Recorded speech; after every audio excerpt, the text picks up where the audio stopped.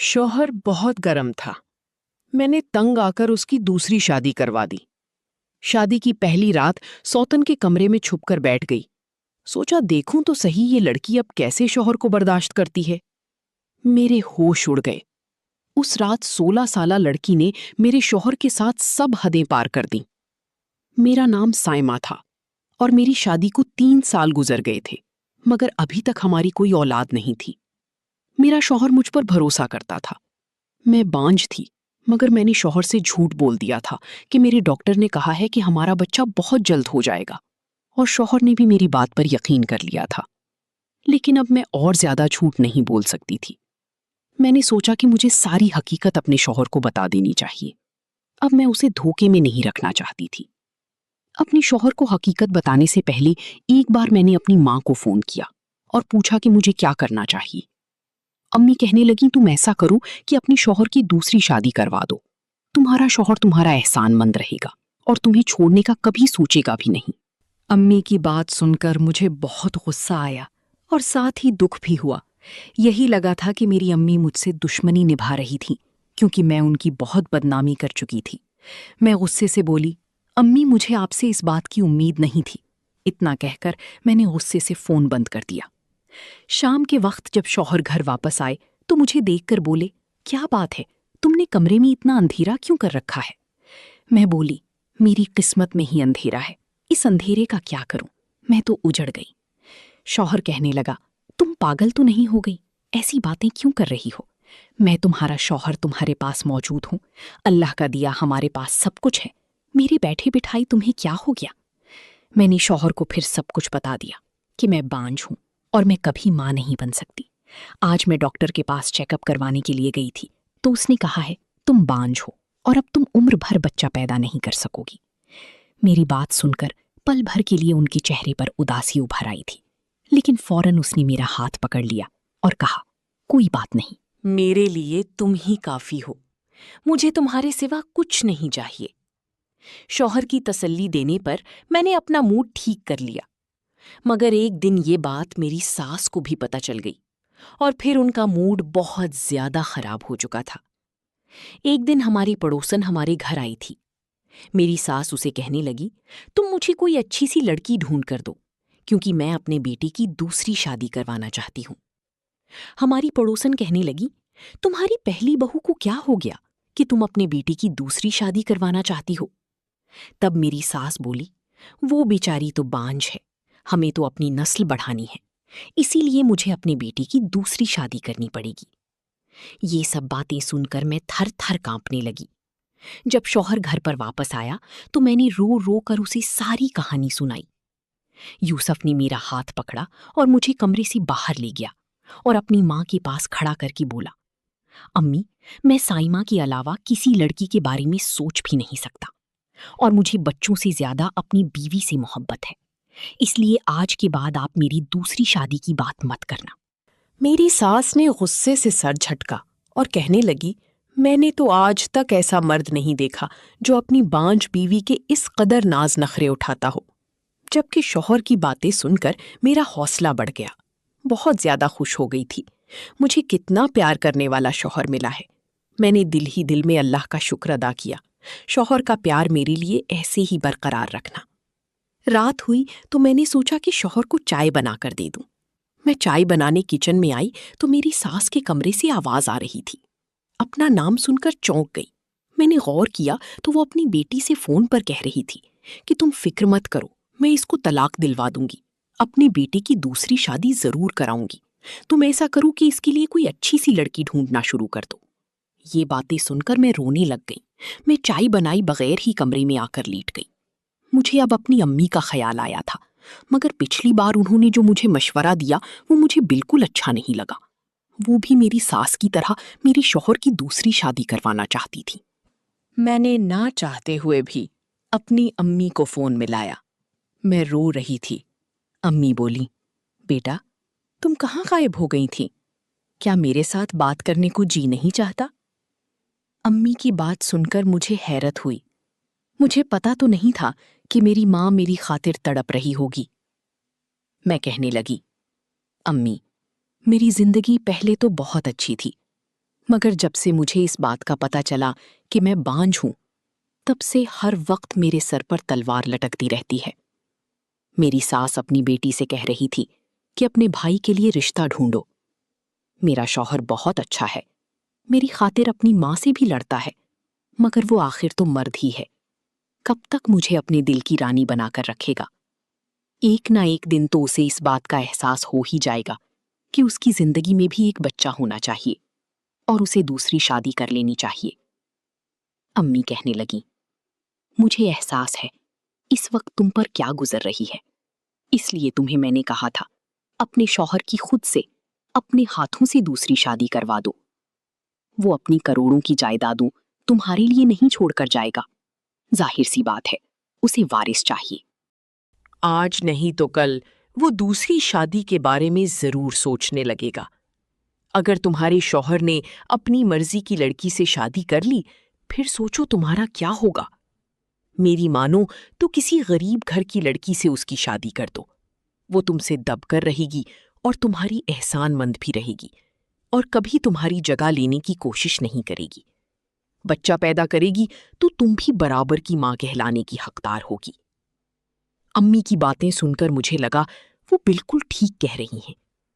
میں بولی، امی، آپ کی نظر میں کوئی ایسی لڑکی ہو تو مجھے ضرور بتانا۔ میں نے سوچ لیا ہے کہ شوہر کی دوسری شادی کروائے بغیر میرا اب اس گھر میں گزارا ممکن نہیں۔ حالانکہ یہ بات میرے دل پر کسی قیامت کی طرح گزری تھی کہ میں خود اپنے ہاتھوں سے اپنے شوہر کی شادی کروا رہی تھی، لیکن یہ میری مجبوری تھی اور مجھے شوہر پر یقین تھا کہ اس کا پیار میرے لیے کبھی بھی کم نہیں ہوگا، اور اس لیے میں گھر والوں سے چوری چھپے شوہر کے لیے لڑکی ڈھونڈنے لگی۔ میں گاؤں کی رہائشی تھی، میری والدین اور بھائی مجھ پر جان چھڑکتے تھے۔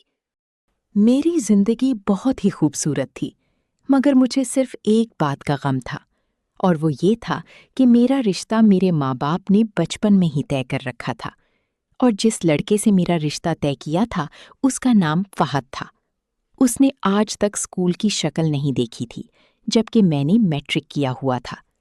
ہمارے گاؤں میں لڑکی اگر میٹرک پاس کر لے تو بڑی بات سمجھی جاتی تھی، اور میرے پاس تو بہت ہی عجیب قسم کا انسان تھا جس نے تعلیم کا منہ بھی نہیں دیکھا تھا۔ تعلیم تو میرے بھائیوں نے بھی حاصل نہیں کی تھی، مگر وہ پھر بھی سنجیدہ تھے، بات کرنے کا سلیقہ تھا۔ امی نے میرے بھائیوں کی پرورش بہت اچھے طریقے سے کی تھی، مگر فہد کو تو اچھی برے کی تمیز ہی نہیں سکھائی گئی تھی۔ گاؤں کی ہر دوسری لڑکی کے ساتھ اس کا چکر چلتا تھا۔ اس کی انہی حرکتوں کی وجہ سے مجھے اس سے بہت نفرت ہو گئی تھی۔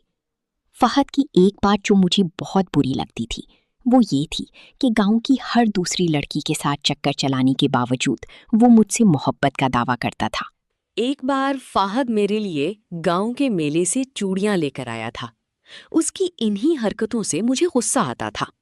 میں نے اس کی لائی ہوئی چوڑیاں اپنے پیروں کے نیچے ڈال کر توڑ دیں۔ میری حرکت سے میں نے پہلی بار اس کی آنکھوں میں آنسو دیکھے، لیکن وہ اتنا گرا ہوا تھا کہ اگلے ہی دن ایک لڑکی کے ساتھ گھومتے میں نے خود اپنی آنکھوں سے دیکھا تھا۔ ابھی میرے دل میں اس کے لیے تھوڑی سی ہمدردی جو باقی تھی وہ بھی ختم ہو گئی تھی۔ امی پاپا کو یہ بات بتائی تو کہتے ہیں کوئی بات نہیں، فہد ابھی بچہ ہے، خود ہی سنبھل جائے گا۔ خیر، کچھ سال پہلے ہی میرے بڑے بھائی نے گاؤں میں ہسپتال بنانے کی درخواست دی تھی۔ انہی دنوں میں ایک ٹیم گاؤں میں آئی تھی اور زمین وغیرہ کا ٹیسٹ کر رہے تھے، اور پھر گاؤں میں بڑے ہسپتال کی بنیاد رکھی گئی۔ وہ سب لوگ ہی پاپا کے ڈیرے میں ٹھہرے ہوئے تھے۔ کچھ دن بعد وہ لوگ واپس چلے گئے، مگر ایک انسان ایسا تھا جو واپس نہیں گیا۔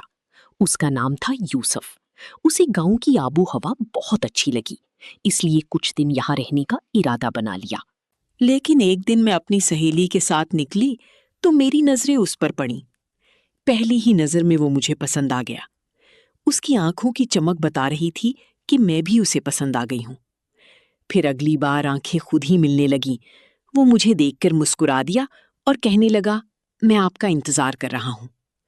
اس نے مجھے اپنا موبائل نمبر دیا۔ میں نے امی کے فون سے اسے فون کیا اور اس طرح ہم دونوں کی محبت پروان چڑھنے لگی۔ وہ کہنے لگا، میں تمہیں اپنی زندگی میں شامل کرنا چاہتا ہوں۔ اب میں نے اسے اپنے منگیتر کے بارے میں سب کچھ بتا دیا۔ میری بات سن کر وہ بہت حیران ہوا اور کہنے لگا وہ تو بہت ہی عجیب انسان ہے، اس کے ساتھ 2 منٹ کھڑے ہو کر انسان بات نہیں کر سکتا، تم اس کے ساتھ پوری زندگی کیسے گزارو گی؟ میں نے یوسف سے کہا تم اپنا رشتہ لے کر میرے گھر آؤ، ہو سکتا ہے میرے والدین کو مجھ پر ترس آ جائے۔ اس نے حامی بھر لی، پھر وہ شہر چلا گیا اور پھر پورے 1 ہفتے بعد اپنی بہن اور اپنی ماں کے ساتھ واپس آیا۔ اسے میرے پاپا نے رشتہ دینے سے انکار کر دیا۔ میں ہر وقت روتی رہتی۔ میری بھابھی اور میری امی میری دلجوئی کرنے کی کوشش کیا کرتی۔ ایک دن میں نے پاپا سے بات کرنے کا فیصلہ کر لیا۔ میں نے ان سے کہہ دیا کہ میں فہد کے ساتھ نہیں رہ سکتی۔ پاپا نے میرے سر پر ہاتھ رکھا اور بولے، بیٹا، میں نے فہد کی ماں کو زبان دے رکھی ہے اور اب وہ اس دنیا میں نہیں ہے۔ میں اس کی مرحومہ ماں سے کیا وعدہ اس طرح توڑ نہیں سکتا۔ پاپا کی بات سن کر مجھے بہت دکھ ہوا تھا، میری آنکھوں میں آنسو آ گئے۔ پاپا کہنے لگے، کوئی بات نہیں، وہ وقت کے ساتھ ساتھ ٹھیک ہو جائے گا، اور اگر عورت اچھی ہو اور وفادار ہو تو بد سے بدتر لڑکا بھی ٹھیک کر لیتی ہے۔ پاپا یہ کہہ کر باہر نکل گئے۔ میں نے اسی وقت یوسف کو فون کیا۔ میں بری طرح سے رو رہی تھی۔ وہ کہنے لگا، تم فکر مت کرو، میں تمہیں اس طرح برباد نہیں ہونے دوں گا، میں تمہیں لینے آ رہا ہوں۔ اور پھر میں بھی اس کے ساتھ شہر بھاگ گئی۔ مجھے معلوم تھا کہ میرے پاپا کی بہت بدنامی ہوگی، مگر میں مجبور تھی، اس کو کھونا نہیں چاہتی تھی۔ پھر یوسف نے مجھ سے شادی کی اور مجھے اپنے گھر لے گیا۔ مگر جب اس کی ماں کو پتہ چلا کہ وہ مجھے گھر سے بھگا لایا ہے تو وہ کہنے لگی، بیٹا، تم گاؤں کے چوہدری کا مقابلہ نہیں کر سکتے، مجھے ڈر ہے کہ وہ تمہیں کوئی نقصان نہ پہنچا دے۔ یوسف بھی ایک کروڑ پتی باپ کا بیٹا تھا، مگر میری ساس ذرا پرانے خیالات کی مالک تھیں۔ انہوں نے گھر سے بھاگی ہوئی لڑکی کو بہو بنانے کے طور پر قبول نہیں کیا تھا۔ انہوں نے میرے اور میرے شوہر کے درمیان پھوٹ ڈالنے کی ہر طرح کی ممکن کوشش کی تھی، لیکن یوسف ایک اچھا شوہر ثابت ہوا۔ زندگی کے ہر موڑ پر اس نے مجھے عزت دی۔ یہ بھی خدا کا کرم تھا کہ میرے بابا اور بھائیوں نے میرا پیچھا نہیں کیا تھا، نہیں تو میری زندگی جہنم بن جاتی۔ جہنم تو اب بھی بنی ہوئی تھی، کیونکہ مجھے اس بات کا پتہ تھا کہ میں بانجھ ہوں، بچہ پیدا نہیں کر سکتی۔ مجھے یہی خیال آتا کہ میرے ساتھ یہ سب میرے والدین کی بد دعاؤں کا نتیجہ تو نہیں ہے۔ خیر، میں نے اپنے شوہر کی دوسری شادی کروانے کا سوچ ہی لیا تھا۔ میں اپنی ساس کی ضد کے آگے اپنی زندگی تباہ ہونے نہیں دینا چاہتی تھی۔ اس لیے میں نے اپنی ساس سے چوری چھپے محلے کی ایک عورت کو کچھ پیسوں کے بدلے اپنے ساتھ ملا لیا۔ میں نے اسے کہا کہ تم مجھے کسی غریب سی لڑکی کا رشتہ لا کر دو، اس بات کا کسی کو پتہ بھی نہیں چلنا چاہیے۔ اس عورت نے بڑے خفیہ طور پر مجھے اپنے گھر بلایا۔ اس نے میرے سامنے ایک لڑکی کی تصویر رکھی تو میں اس کی خوبصورتی دیکھ کر دنگ رہ گئی۔ ایسا لگ رہا تھا جیسے چاند کا ٹکڑا ہو۔ رشتے کرنے والی عورت تو کہنے لگی، یہ لڑکی یتیم گھر کی ہے، اپنے ماموں کے ساتھ رہتی ہے، اس کی امی چاہتی ہیں کہ یہ جلد سے جلد اپنے گھر کی ہو جائے۔ لڑکی کی تصویر دیکھ کر میں بولی پڑی، میں کبھی بھی اپنے شوہر کی شادی اس لڑکی سے نہیں کروانے والی۔ اس کا حسن تو دیکھو بھلا، شوہر تو اس کے عشق میں ویسے ہی پاگل ہو جائے گا۔ وہ عورت کہنے لگی، بیٹا، یہ رشتہ بہت اچھا ہے، اس کو ہاتھ سے مت جانے دینا۔ یہ سن کر میں نے اس کی بات مان لی اور پھر اپنے شوہر کی شادی اس لڑکی سے کروا دی۔ مگر شادی کے کچھ دن بعد ہی میرا شوہر بدلنے لگا۔ وہ نئی بیوی کے کمرے سے نکلتا ہی نہیں تھا۔ ایسا لگتا جیسے وہ مجھ سے پیار ہی نہیں کرتا، بلکہ اس لڑکی سے کرتا ہے۔ پھر ایک دن مجھے اپنے شوہر کی اصل حقیقت معلوم ہو گئی۔ وہ اپنی دوسری بیوی سے کہہ رہا تھا، پہلے سائمہ سے پسند کی شادی کر لی، مگر وہ کچھ دن بعد میرے دل سے اتر گئی تھی، اور میں تم سے ملا اور مجھے تم سے پیار ہو گیا۔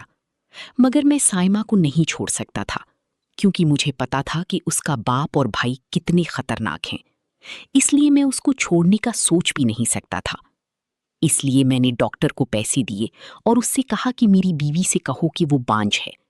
میری بیوی نے یہ بات مان لی، اور پھر میں نے محلے کی ایک عورت کے ساتھ مل کر تم سے شادی کا پلان بنا لیا۔ اس بار بھی سائمہ بے وقوف بن گئی اور میری شادی تمہارے ساتھ کروا دی۔ میری جان، تم مجھے پہلے سے ہی پسند تھی، پوری زندگی اب تم میرے ساتھ رہو گی۔ یہ میں کیا سن رہی تھی؟ یہ میرا شوہر تھا جس کی وجہ سے میں نے اپنا آپ راؤ پر لگا دیا۔ میں تب دبے قدموں اس کے کمرے میں چلی گئی۔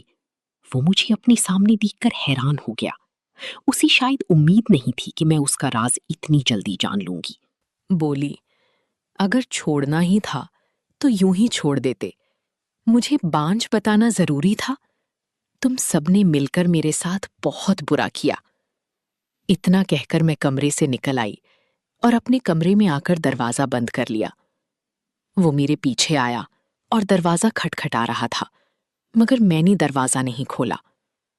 پھر اسی رات میں اپنے شوہر کے گھر سے، اس کی زندگی سے ہمیشہ کے لیے نکل آئی۔ میں یتیم خانے میں رہتی ہوں۔ میں نے اس سے ابھی طلاق نہیں لی کیونکہ مجھے اب کسی پر بھروسہ نہیں رہا۔ تو پھر طلاق لینے کا کیا فائدہ؟ امی سے فون پر بات کر لیا کرتی ہوں، وہ مجھ سے ملنی بھی آ جاتی ہیں اور مجھے گھر لے جانا چاہتی ہیں، مگر مجھ میں اتنی ہمت نہیں کہ میں اپنے بھائیوں اور اپنے باپ کا سامنا کر سکوں۔ ایک دن میں اپنی قسمت پر بیٹھی آنسو بہا رہی تھی، تب باہر بیٹھا گارڈ میرے پاس آیا۔ اس کے ہاتھ میں ایک لفافہ تھا۔ مجھے دیتے ہوئے کہنے لگا، میڈم جی، یہ لفافہ ایک آدمی آپ کے لیے دے کر گیا ہے۔ لفافے پر نظر پڑتے ہی مجھے پہلا خیال اپنے شوہر کا آیا۔ دل چاہ رہا تھا وہ لفافہ اٹھا کر فوراً باہر پھینک دوں۔ اپنی اس خیال کو پورا کرنے کے لیے میں آگے بڑھی۔ لیکن پھر کچھ سوچ کر میں نے وہ لفافہ اس گارڈ سے لے لیا اور پھر کمرے میں بیٹھ کر جب وہ لفافہ کھولا تو میرے سانس اوپر کی اوپر اور نیچے کی نیچے رہ گئی، کیونکہ اس میں وہی رنگ برنگی چوڑیاں تھیں جو کبھی مجھے فہد نے دی تھیں۔ ان چوڑیوں کو دیکھتے ہی فہد کا چہرہ میری آنکھوں کے سامنے گھوم گیا، اور یہ چوڑیاں مجھے اس نے ہی بھیجی تھیں۔ میں فوراً دروازے کی طرف بھاگی تھی اور گارڈ سے پوچھا، یہ چوڑیاں تمہیں کس نے دیں؟ تو اس نے بتایا کہ وہ تو چلا گیا۔ فہد کا چہرہ میری آنکھوں کے سامنے گھومنے لگا۔ میں اب بھی اسے یاد تھی۔ کیا وہ بھی مجھ سے محبت کرتا تھا؟ لیکن میں اب کسی پر اعتماد نہیں کر سکتی تھی۔ میں چوڑیوں کو ہاتھ میں تھامے واپس کمرے میں آ گئی۔ اگلے دن جب میری ماں مجھ سے ملنے آئیں تو میں نے فہد کے بارے میں پوچھا۔ فہد کے بارے میں جو کہانی مجھے میری ماں نے سنائی، اسے سن کر تو میرا دل تڑپ اٹھا۔ میری ماں نے بتایا کہ جس دن تم یوسف کے ساتھ گھر سے بھاگ گئی تھیں، اس دن فہد بہت رویا تھا۔ اس کی چیخوں سے پورا گاؤں اپنا دل تھام کر رہ گیا تھا۔ ماں نے بتایا کہ تمہاری جانے کے بعد وہ ایک دم بدل گیا تھا۔ اس نے اپنے باپ کی ساری زمینیں بیچ کر گاؤں میں ایک اسکول کھول لیا اور ایک اچھا آدمی بن گیا۔ یہ سن کر میں رو پڑی۔ ایک دن اماں فہد کو میرے پاس لے آئی اور وہ کہنے لگا، سائمہ، میری غلطی یہ تھی کہ میں تمہاری توقعات پر پورا نہیں اترا، مگر میرے دل کے دروازے اب تک تمہارے لیے کھلے ہیں۔ میرے دل میں تمہارے سوا کوئی اور لڑکی نہیں۔ یہ سن کر میں نے اسے کہا کہ میں یوسف کی بیوی اور بانجھ عورت ہوں، جس پر فہد نے کہا، سائمہ، تم اب بھی میرے لیے وہی ہو جو پہلے تھی۔ تم سے میں اتنی محبت کرتا ہوں کہ اگر تم شادی شدہ اور بانجھ ہو تو مجھے پرواہ نہیں۔ میں یہ سن کر خوش ہو گئی۔ امی نے مجھے بتایا کہ وہ اب بھی مجھ سے شادی کرنا چاہتا ہے، اس لیے میں نے ہاں کہہ دی اور سب سے پہلے خلا لیا اور عدت پوری کی۔ عدت کے فوراً بعد شادی کی تیاریاں شروع ہو گئیں، جہاں میرے باپ اور بھائیوں نے خوشی خوشی شرکت کی۔ فہد کی خوشی یہی تھی کہ ایک ہفتے کے اندر ہی میری اور اس کی شادی ہو گئی۔ میرے والد نے بڑی دھوم دھام سے میری شادی کروائی۔ ایسا لگتا تھا یہ میری پہلی شادی ہے۔ شادی کی خوشی اب محسوس کر رہی تھی۔ آج میرا دل صرف فہد کے نام سے دھڑک رہا تھا۔ میں نے کبھی سوچا بھی نہیں تھا کہ فہد کے ساتھ میری زندگی اتنی خوشگوار ہوگی۔ فہد کی محبت کے سائے میں 1 سال گزر چکا تھا۔ میں نے فہد کو اپنی اور یوسف کی ساری کہانی سنائی تھی۔ فہد نے میرا علاج کروانا شروع کر دیا اور ڈاکٹر نے امید ظاہر کی کہ علاج کے بعد میں ماں بن سکتی ہوں۔ اور ایک دن بازار میں خریداری کرتے ہوئے میں یوسف سے ملی، لیکن اس کے چہرے پر ایک چمک بھی نہیں تھی۔ وہ شرمندہ انداز میں کہنے لگا، جب شادی کے 1 سال بعد بھی اس کی دوسری بیوی حاملہ نہیں ہوئی تو میں نے اپنے ٹیسٹ کروائے جس میں اس کی رپورٹ نارمل تھی، لیکن میری رپورٹ غلط آئی کہ میں کبھی باپ نہیں بن سکتا۔ اب وہ بانجھ ہونے پر مجھے دن رات تانے دیتی۔ سائمہ، مجھے تمہاری محبت بہت یاد آتی ہے، لیکن اب کچھ نہیں کر سکتا۔ تم میری زندگی سے چلی گئی ہو، لیکن ایک کام کر سکتا ہوں کہ میں تم سے ہاتھ جوڑ کر معافی مانگ رہا ہوں۔ اگر ہو سکے تو اس جرم کی زیادتی کے لیے مجھے معاف کر دینا۔ تمہاری دی ہوئی معافی میرے دل کے کچھ درد کو کم کر دے گی۔ یہ سن کر فہد کو دیکھتے ہوئے میں نے یوسف سے کہا کہ میں نے تمہیں معاف کر دیا۔ جب خدا نے تمہاری اعمال کی سزا تمہیں دے دی تو میں کون ہوں جو تمہیں سزا دوں؟ اور یہ کہہ کر میں آگے بڑھی۔ یوسف مجھے کسی حیرت زدہ آدمی کی طرح دیکھ رہا تھا اور میں اپنے شوہر کا ہاتھ پکڑ کر آگے چلی گئی، جہاں میری زندگی کی خوشیاں ہی خوشیاں تھیں۔ اگر آپ کو کہانی اچھی لگی تو ویڈیو کو لائک کر شیئر کریں اور ساتھ چینل کو بھی سبسکرائب کر لیں تاکہ ایسی نئی ویڈیوز آپ کو بروقت مل سکیں۔ شکریہ۔